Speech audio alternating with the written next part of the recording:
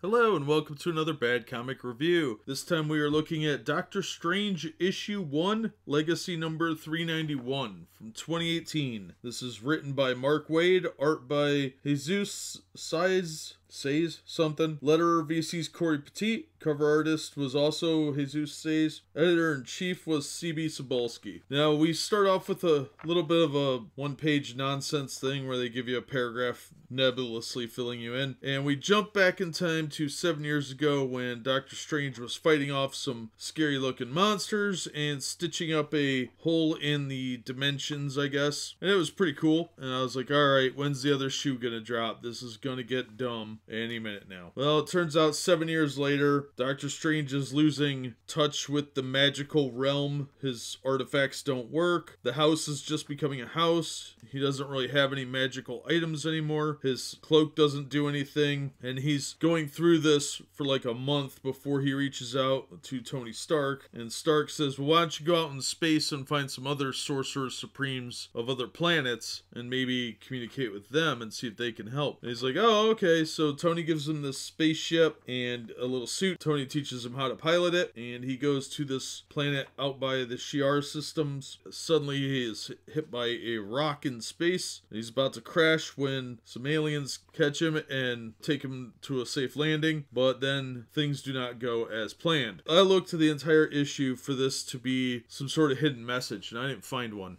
This really was just a straightforward Doctor Strange adventure. He's lost his magic, and he's trying to get it back, and it was a very fun issue. I was shocked because Mark Waid has been so atrocious lately, like horrifically bad, especially in Captain America. This was a normal comic, and I really liked it. This was how Mark Waid used to write, and it was well written. The art's pretty good. Not my favorite, but it's definitely solid. There's some cool color contrasts where there's a scene where he's sitting in the dark holding onto his cloak, and the cloak is colored, but he's bluish because he's in the dark, and it looked really cool. Overall, the art was fun, and the story was fun. It was an interesting part one. It'll be a 4 or 5 part story, most likely enough to fill in a trade paperback. But overall, it was a good book. I was impressed. The cover is actually cover quality. It's a little thin, so you want to be careful because it'll wrinkle real easily. But it's not that crappy internal paper they usually have. Probably because it's an issue 1. But it was good. It was worth picking up. I'd recommend this one. And I'm real surprised by that because Mark Waid's usually been pretty terrible lately. But I would definitely recommend this book. I thought it was one of his stronger ones, especially in the last few years. So if you get a chance to check it out and you're a Doctor Strange fan, it's worth reading. It's a good jumping on point for new readers. Unlike some of the other so-called number ones, this one actually does kind of fill you in on what's going on.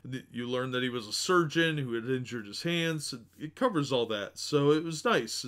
It was a fun part 1 of a story, and I'm looking forward to reading part 2. So I would definitely recommend this, but that'll do it for this one. As always, thank you so much for listening and supporting the channel. If you would like to support the channel, Patreon link is in the description or on the About page. And be sure and hit like and consider subscribing so you don't miss any other reviews. Hope to see you on the next one.